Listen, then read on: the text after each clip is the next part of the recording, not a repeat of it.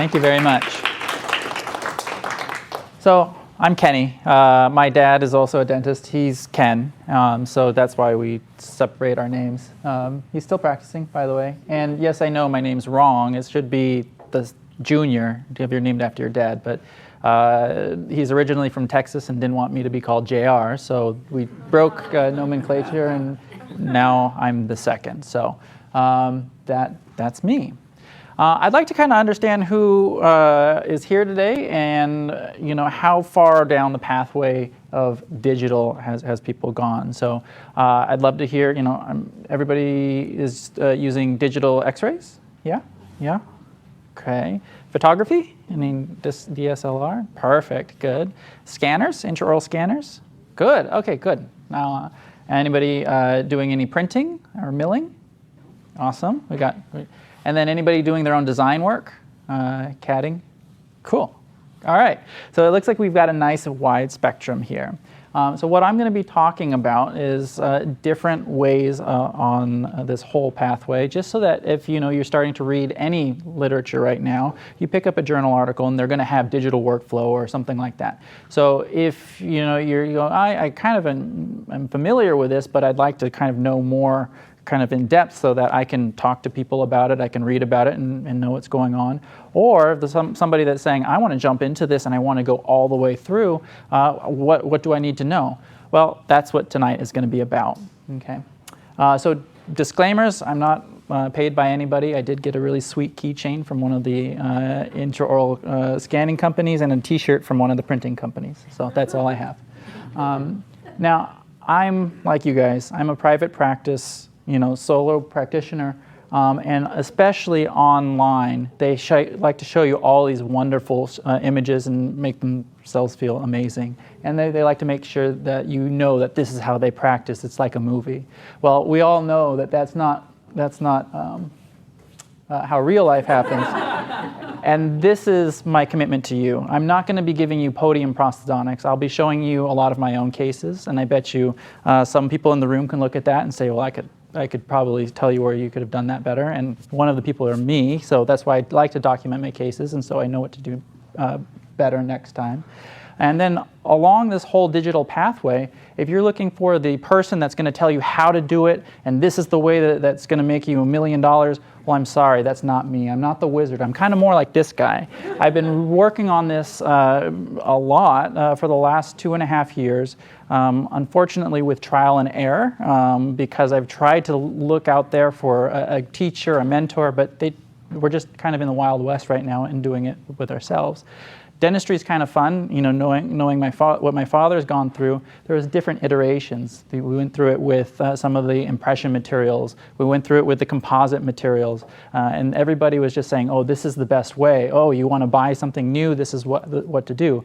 Unfortunately, digital dentistry, the same thing's there, and everything has a very large ticket item. So this is my journey through this, and so much so that sometimes I feel like I'm perseverating on these, and I feel like this sometimes. So, all right. So, like I said, you can't pick up a journal article these days without seeing digital in it. And this is Dr. Papadakis, and actually one of the authors is one of our local stars. This is Dr. Bedrosian. He's up in 450 Sutter. And they put this wonderful article out, and they talked about data acquisition, computer-aided design, and computer-aided manufacturing. So I kind of think that's a little oversimplification, so I kind of redid what they were talking about, and I just said, okay, well, where are we starting? No matter what happens, what modality you use, we're going to start with the patient, okay? And then what we end up doing is we take a record of that patient. I keep pushing the wrong button. We simulate the patient somehow, okay? So we can work on the patient when they're not there. We manipulate the data, and then we fabricate something, and then we process that, and then it goes right back to the patient. Okay, so this is the way, this is the pathway, no matter which way you're going to be doing this. And let's see how we've been doing it successfully for a long time. So the analog way, what we end up doing is having some impression type of medium. Okay, so this one here is PVS material. We would simulate the patient, which would mean we'd flow stone into this negative, making a positive of the patient. We would manipulate the data, and that's by adjusting the wax or the stone and adding wax. We'd fabricate the item with various ways. We'd shine it up, process it, and write to the patient. Now let's see how we're going to be able to shift that with digital. So all of the steps are the same, they just have different ways we're getting there. So instead of having impressions, the intraoral scanners are available for us. Okay. Now when we're simulating the patient, we're no longer having stone cast boxes and boxes of these, but we do have thumb drives and hard drives full of data, and that's now our patient. We manipulate the data, and this is with some different softwares that we'll talk about today. The fabrication of that is either additive, which is printing, or subtractive, which is milling. And then we have actually several more processing steps with the digital way, and then that goes back to the patient. Okay. So we're going to kind of break this up, and this is kind of our map of what I'm going to talk to you about today. And we're going to start off with the recording the patient and simulating the patient.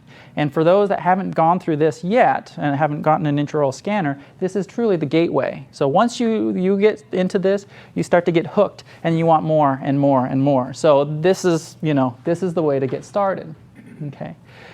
So in 2019, I was at a in-person conference, and this guy came up and he said, "You know what? You all need scanners. If you have a scanner, you need 2 scanners. You're going to be so wonderful like me."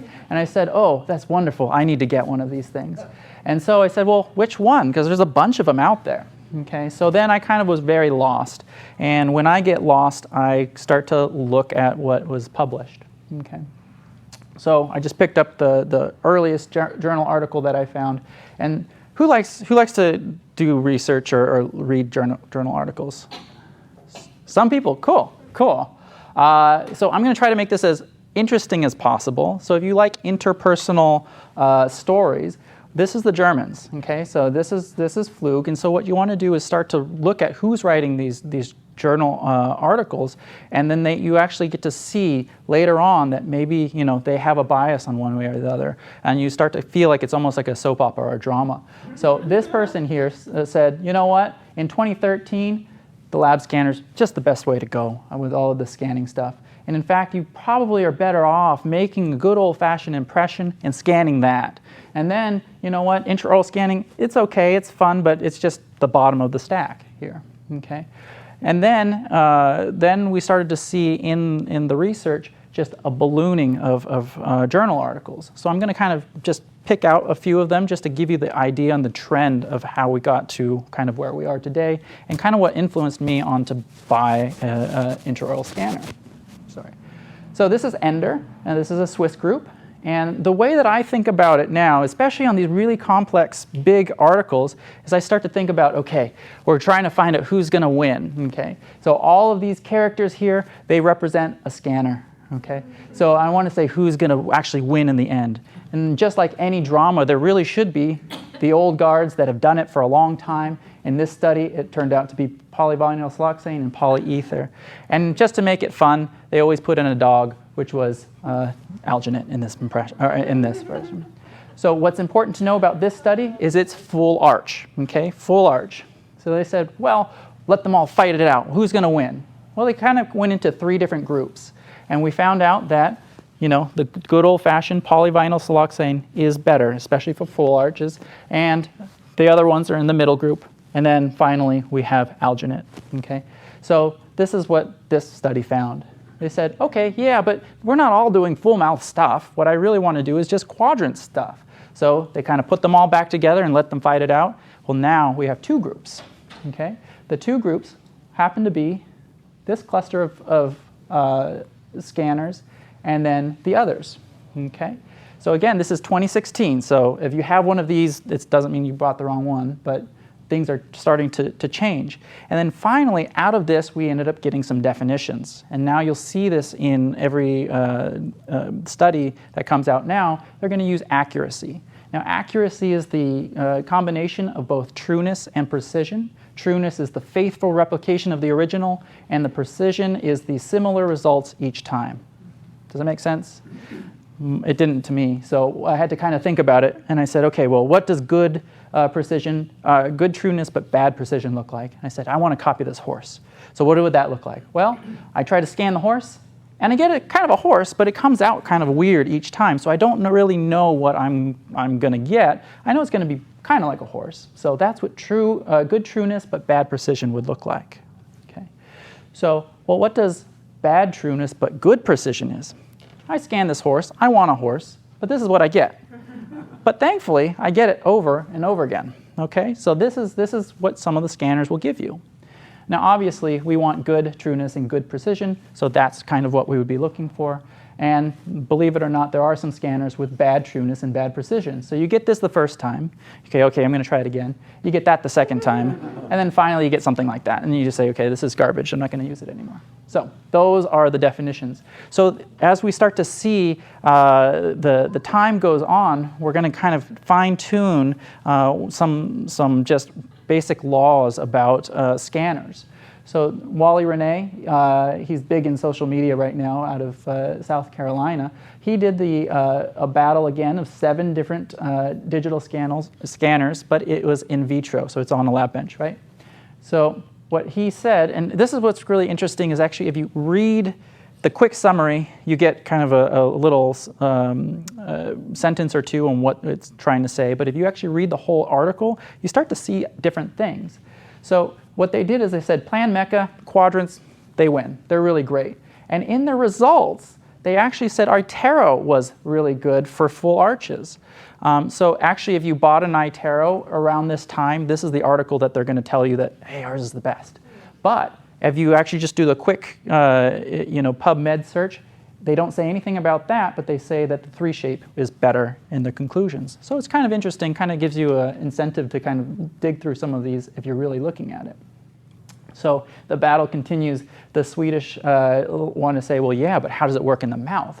So Nedelku went and they took these 3 scanners and they put them up against each other, and they said, you know what? 3-shape and the true definition, they seem to be better.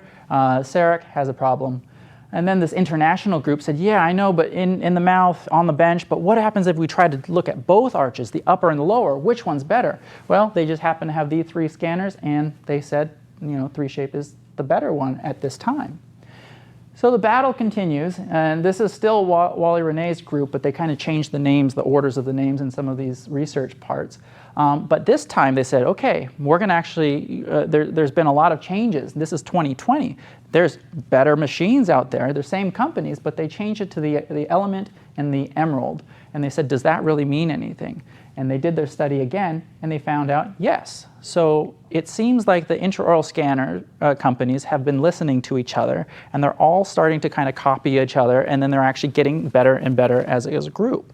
So what's really interesting about this paper is they said, these are so great, we're really getting really, really good stuff, but they went out of their way in the conclusions to be mean girl against Sarek. They just said, no, this is just unacceptable. So I don't know what it is about this group, but they tend to not like Sirona. So just, if you're going to see a paper written by them, don't expect Sirona to come out ahead. So the battle continues again, and we find out that 3-shape is coming up ahead of the Carestream system. And then this one out of Romania, what's really interesting about this is finally when Sirona came out with their prime scan. So they said OmniCam was the older version, prime scan was the newer one, and this is the first mention in 2021 when the Medic came out. Okay, so this is a Korean company, I believe, and they just kind of came out of nowhere and they said, try our scanner, it's really good. So I believe this one was a 700. In Plan Mecha, they used, unfortunately, their old scanner. So again, we're seeing the same thing play out. The newer scanners, the ones that even had some questionable issues. So if you say, well, I read a study in, that Sarek scanners are not that good. You go, well, what year was it? If it was before 2021, you're probably right. But where most people are kind of gravitating towards the prime scan now, and it's actually getting really good. So again, you're saying, okay, well, maybe have we gotten past that point where we talked about it in 2013? Is now PVS not that good anymore? And this study actually told us that, in less than 4 teeth, it doesn't matter. It's not any better, it's not any worse, but it's just about the same as polyvinyl siloxane, the one that we've been using forever. But when you get a little bit more than that, and especially for removable, no, good old-fashioned impression material is still actually better. But what's interesting that they talked about is the patient's preference, and by far, the patients loved the digital workflow. Okay.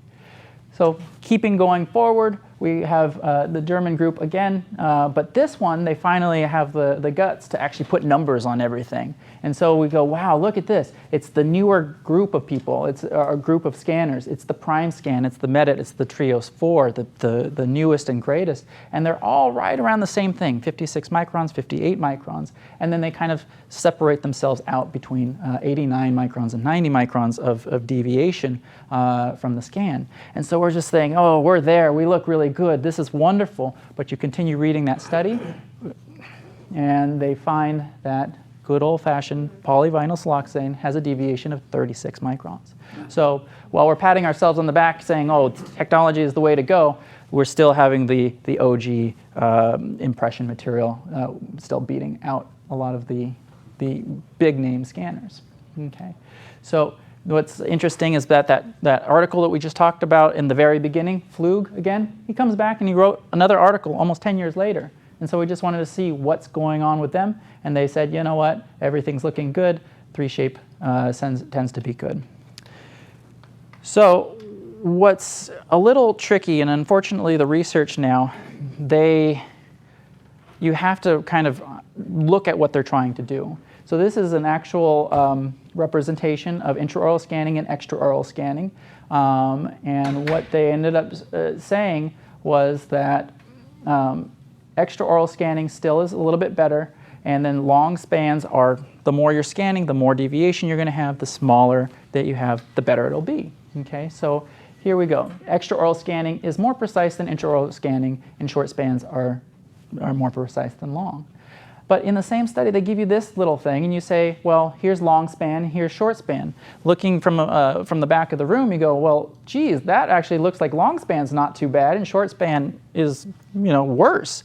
But if you look at the actual scale, this is what it actually should be. So unfortunately, because they're trying to make it look good in the journals, some of the data really doesn't come out. So you have to kind of slow it down and say, wait, does this really make sense?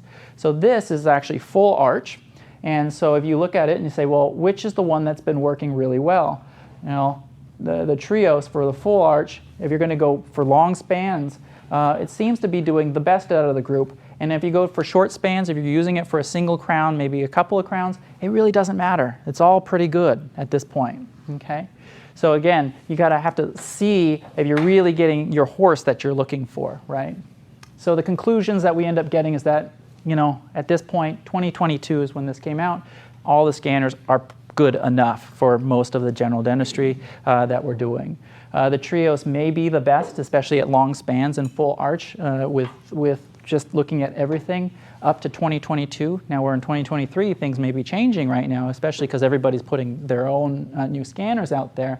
But if you look at, even the best ones, if they're at 50 micron error, that's just not clinically acceptable, correct? So the outer limits, we still have to be careful of that, okay?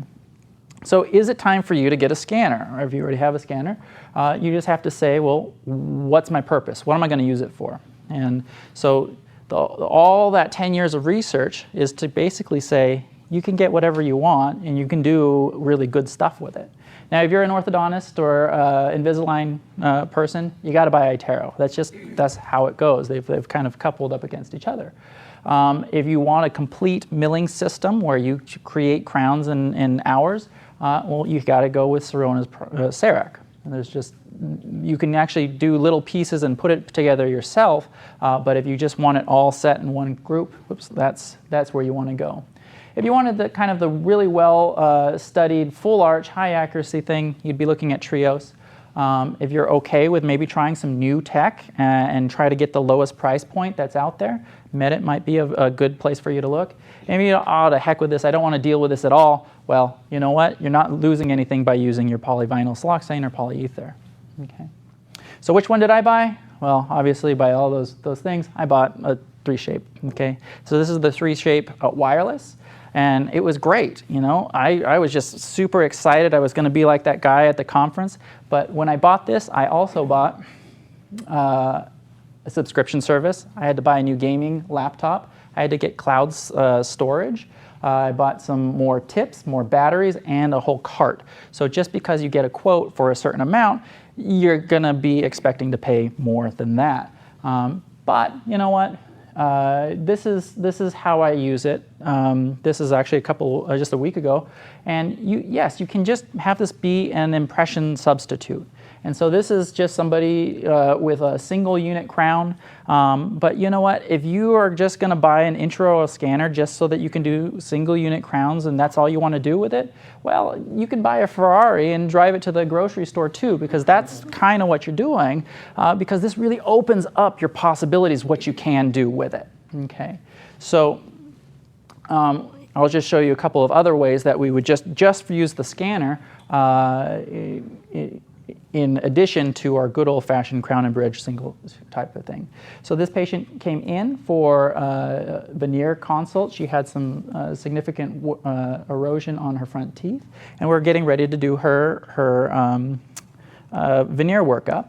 And right before we're about to go forward, she comes in and gets into a fight, and she gets punched in the face. And she said, I think I lost my tooth must be in the wrong position. And I said, well, you know what? I've got a scan from before. Let me scan you now. And I was able to overlay those two scans. And I said, well, look, your tooth's green. That's great. You've got a ton of swelling in this area. You know, really, there's a lot going on. But thankfully, the tooth is not in any bad place. And I can show her this, and then she kind of calmed down, and we were able to finally go through with the veneers.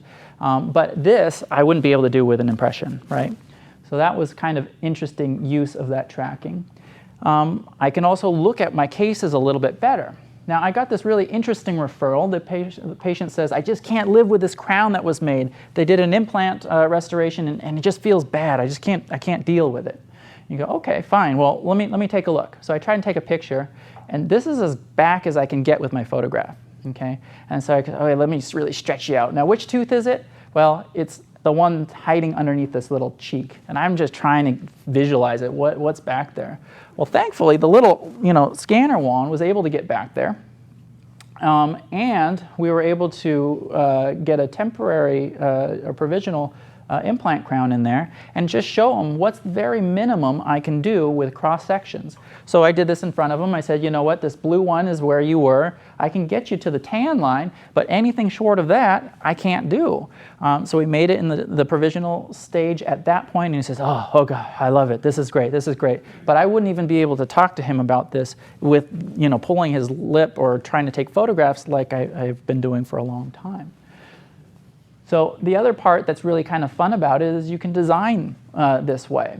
So this patient wanted to have some changes to her teeth. They were too dark. She didn't like the shape of it, but she just wasn't ready to move forward. She just didn't know what she really wanted. She didn't want this, but she wanted something else. So what we were able to do is do some different changes with her. And we said, okay, here's your triangular, here's your square, here's your round. What looks good? And we were able to pop that into her mouth and digitally or with photographs. She said, this is what I want. Okay, so we were able to kind of model it out, and we'll kind of go into more of this type of stuff later on.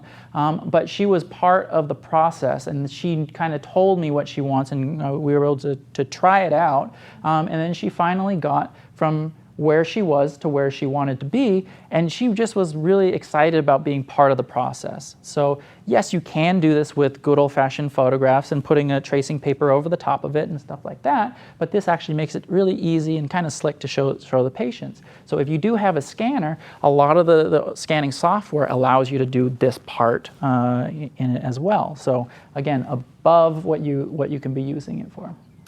So I always like to document my cases. And so what I've been doing lately is just to pretty much scan at every step. And what was really kind of fun is when we were done with the case, we showed some of these. We didn't show all of them, like we didn't show the preps to the patient. But I said, well, look at how far we've come.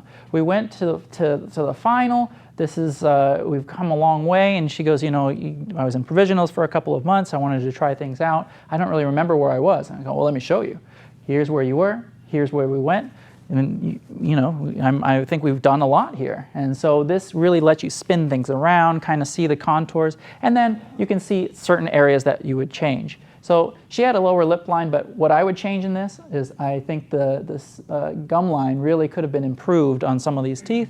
Now I see that because it's all pulled out. The day that you cement the case, the delivery, everybody's tired, they want to go home. You just get a quick picture and they leave. But now you sit down and you go, oh, okay, this is what I'm going to work on next time. So there's that non-podium prosthodontics for you. So if you want to actually read about all of the stuff that can actually vary your scanner results, this woman here, Marta, she actually puts out an article almost like every week. She's prolific on what she's able to do.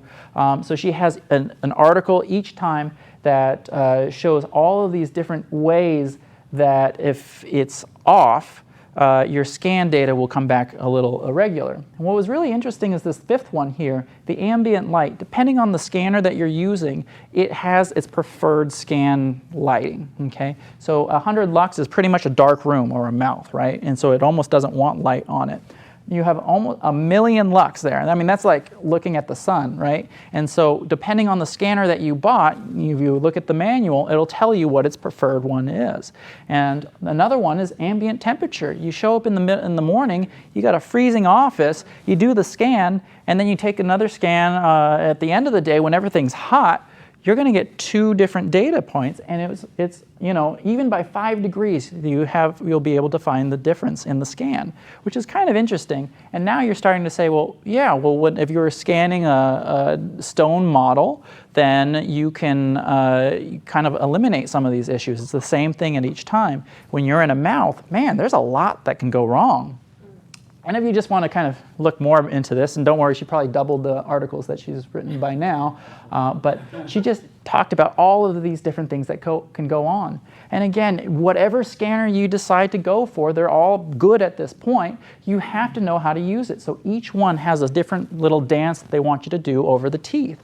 So, you know, this is up here. This is the CEREC Omnicam way that they want you to do it. This is the Trio standard way to do it. And then this is the Plan Mecha Emerald.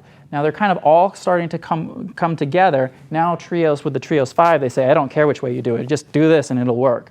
But you know, if you do start to learn these things, you're going to really have really good replicatable data that you get. But there's just so many ways that you can mess it up. So this kind of came to mind when I was reading this.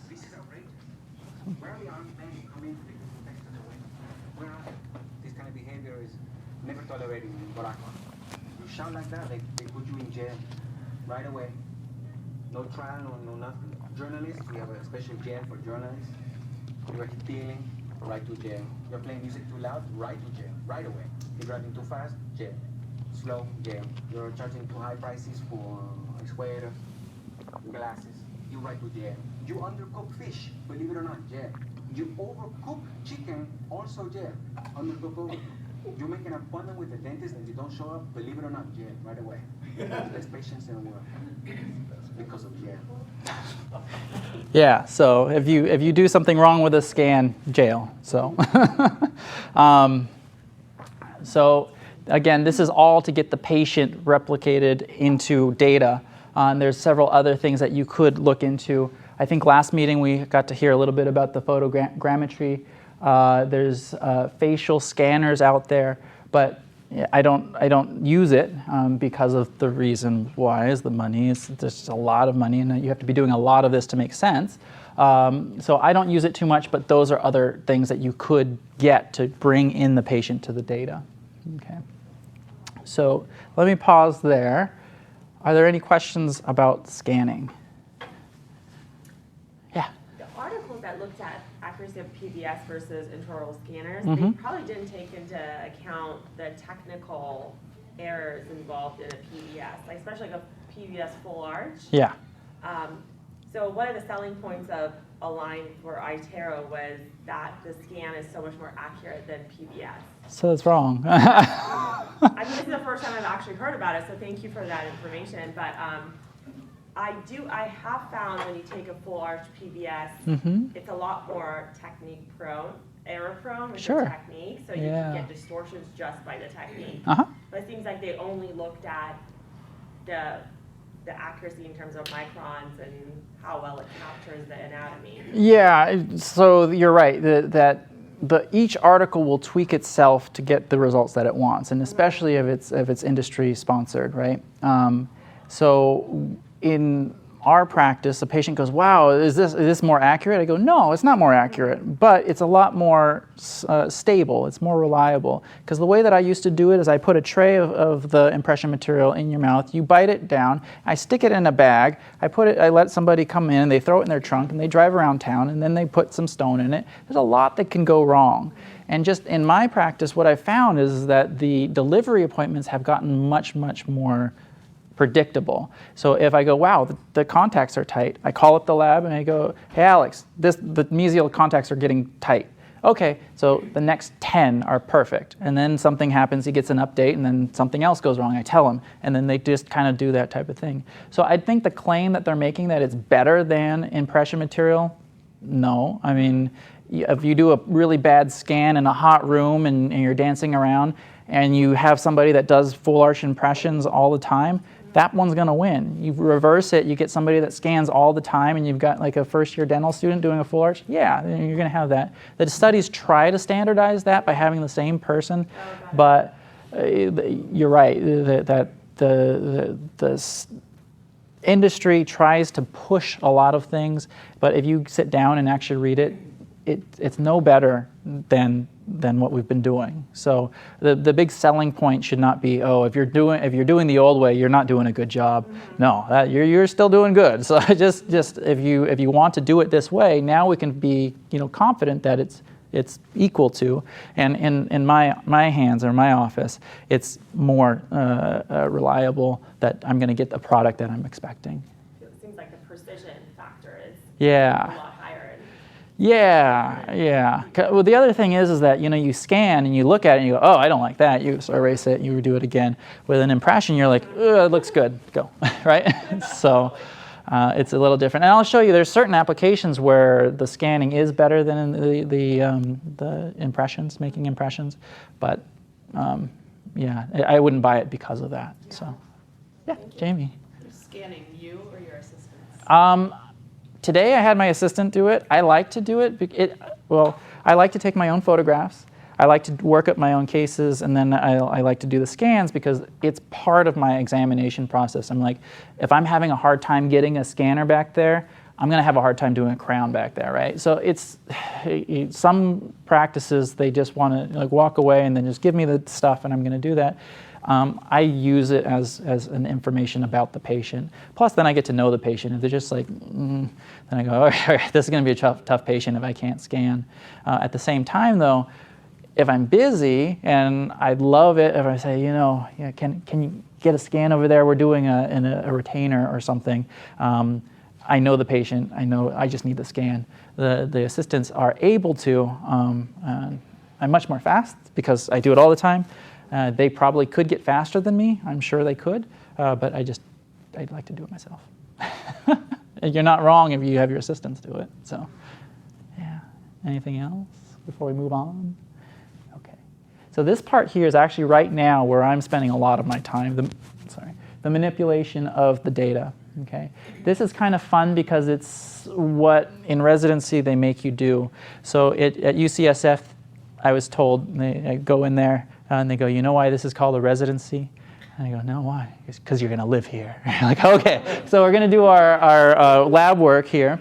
And there's 3 different ways you can design your cases. Okay? You can do it the free and cheap way. You can do it the expensive way. Or you can just pay somebody to do it. Okay? So if you're going to do it the free and cheap way, and this is where I started off because I'm very cheap. And this was during the pandemic. And so I said, sure, I've got plenty of time. I'm going to mess around with these things. And I still use them today. So Blue Sky Bio is wonderful for implant planning. Then there's kind of more of an engineering Fusion 360, and then the mesh mixture is more of an artful type of a thing. My 11-year-old son started a 3D printing business, and so he's on the computer with Mesh Mixer and just making like llamas with sunglasses and some weird stuff. But it's free, and just play around with it, and it's very, very powerful. There's the expensive ways, actually how the labs do it. They'll probably be using ExoCAD or 3Shape design software at this point. Or you just get somebody else to do it. Evident was one that I used, SprintRay. They have a lot of design services. Or you can just go on Instagram, and actually there's designers, and you can say, oh, I like your work. Can you do it for me? And they say, sure, no problem. Send it to me. So this is the different, all the different things that you can do. Now, I will tell you, if you're going to be doing the free and cheap way, you're going to pay for it, but you're going to pay for it in your time, okay? Because these are not dental-specific things, except for Blue Sky Bio, they are, but they're kind of hard to work with. And then you're going to spend a lot of futzing around, and you can get it to work, and then, but you just spent 10 hours of your time trying to do a night guard. The expensive way, obviously you're paying with it for money, but you can get things done very quickly. And every 6 months or so, they come up with a new update that lets you do something that you never were able to do before. And then the outsourcing part, that sounds pretty good, especially in the beginning. And that's where I did a little bit in that area, but I just didn't like waiting for somebody to send me back something. I just wanted to get it done. So these are the ways to do it. You'll see more about how I'm using these things later on, but I mean, that's pretty much that little section by itself. So any questions about that? No? Okay. So this is another really exciting part that it sounds like not a lot of people are into this part yet. It's the fabrication of whatever you're making, and there's different ways to do it. The way that we are actually doing it, or the labs are doing it, is with mills. They do it subtractively. They get a puck or a disc of something, and then they cut it out, and then they give it back to you. So whether you're doing this in your own office with like a Cerac or one of the other milling units, this is where we are. Okay. Now, in the last 2 years, I want to say, I just feel like there's been an explosion of dental printing. And the way that some people are using it is just a stone substitute. Okay, they like to feel the cast. They want to wax against it, but they just don't want to get the impressions and pour it up or something like that. So you print out the cast. Totally fine. It still works. Now, after that, you kind of upgrade and you say, well, I'm going to print all of these prototypes and really kind of just take it all digital and then just spit it out at the end. Okay, and just see if it works. I'm going to print 3 of them. Why not? So this is where more of the people are going to. And recently, there's been a huge push to actually print the definitive, what actually goes into the patient's mouth. We're still working on it. It's the Wild West right now. But if you were to start with it, the very first place I would start is with a night guard. Okay? And I said, well, oh, I must have skipped something. 1 second. All right, I'll come back to that. So I redid this talk at least 3 times since I said I was going to do it, because it just keeps changing. And then I said, well, how am I going to present this 3D printing stuff? Because I've only been doing it for 2 years, okay? And so I said, well, 2 years ago, if I was sitting in your seat, listening to me, what would I want to know? So I'm going to pretend like I'm sitting right here, and I'm going to talk to myself. It'll be a little weird, but I'm saying, why would I want to do this? What's it going to do for me? Why am I going to spend time on this? Well, let me tell myself this. If I bought this printer here, I can do a lot of things. I can do some study casts. I can do wax-ups. I can do mock-ups. I can do indirect temporary restorations. I can do night guards, like we'll talk about in a little bit. Removable, yes, you can do it. There's some issues with it, and I'll show you them. Surgical guides, you can actually do some orthodontics with it. And then recently, you can do final crowns. That's kind of the newest thing within the last couple of months. So if you just want a stone substitute, you can do that. You scan the patient, you print it out, you got stone. Now this one here, if you ever have to make an impression of this, you know that this is not a good thing to make an impression of. You're actually probably going to have to pick up the bar, taking off this stuff, and then if you get any type of impression material, you're going to lock on the bar, it's going to rip, it's not going to be accurate. But we were able to actually scan it and build the final prosthesis on it. This is a duplicate of it just to try it out. But we were able to go directly to final on this cast without having to take off the bar. I looked at that and I said, I don't even know what kind of screws those are. It's probably going to break. I don't want to even mess with it. So thankfully, we had the scanner at that point, and we were able to skip the really scary part of trying to make an impression of that. We were able to do some wax-ups. So this patient here has a lot of spacing, and we were just going to do some direct composites. And so we kind of do our little wax-ups and print that out, and then we kind of create a little putty matrix, and this is all over social media how to do it, so nothing too special. But if you do a half putty matrix, you can kind of patty cake it in there. You get your rough outline and do your contours afterwards and polish it up really nicely. Now you can turn a wax-up into a mock-up if you use a full arch, and a full putty matrix, put it in there, lock it in. It's a little bit messy, but the patient gets to see what they have. And then you got to chip the whole thing off, and then it's not very fun. But then in the 3D printing version, you can do something like this. So this patient, she's missing 2 teeth in the posterior. She said, I'm not the type of person that's going to do removable. So thankfully, we said, well, let's try something out of the box. We kind of created these like 3D printed Nesbids in there, and then we were going to say, well, what do you think? Can we do this? And I took this to my ceramist and say, what do you think? Can we do this in ceramic? And he said, sure, let's give it a try. So we did it, okay? And this is what they look like on the inside. They're cleansable. We can go up underneath to get everything nice and clean, but this patient who's in high school, who just cannot be with something removable, had some fixed posterior resin bonded bridges, and I will tell you, one of them broke about 1.5 years after we put it in, and it was that one. And so this is lithium disilicate, and she bit down hard on something, so it wasn't like she was just talking and it broke. And so we gave her the option. Well, I've got the digital file. I can print out, or I can have the lab mill out another one, or they actually pressed these, but they can get another one, or this is kind of when the materials were changing. I actually 3D printed a new one, a resin one, out of a material that's meant for hybrid. It's FDA approved to be in the mouth for long-term provisionals. And so we said, let's give it a try. So that one's been in there for, I want to say, 5 months now, 4 months, somewhere around there. So it's an experiment. We're going to see if that one works. But this one down here has been working almost 2 years now. So, and eventually